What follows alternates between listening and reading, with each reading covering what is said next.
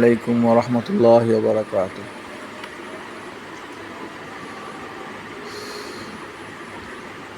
রব্বিরহামহুমা কামা রাব্বায়ানি সগীরা।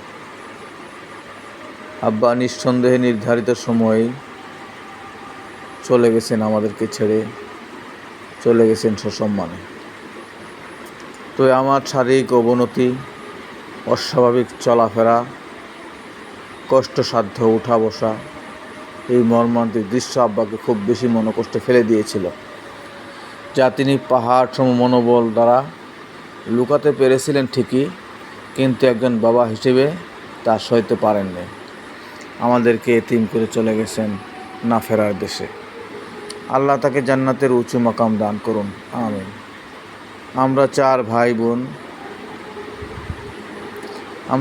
ভাই দু বোন, সবাই সুশিক্ষিত, সবাই শিক্ষক।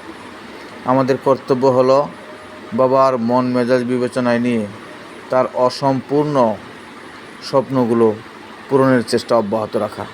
তার জীবদ্দশায় তিনি যা চাইতেন অথচ আমরা পারিনি, এমন কাজে মনোনিবেশ করা। যা পছন্দ করতেন তা করা এবং যা অপছন্দ করতেন তা থেকে শত কষ্ট হলেও বিরত থাকা। আমরা বাবাকে ভালোবাসি। ভালোবাসার প্রমাণ হলো অনুসরণ, আনুগত্য। সবাই দোয়া করবেন আমরা যেন তা পারি।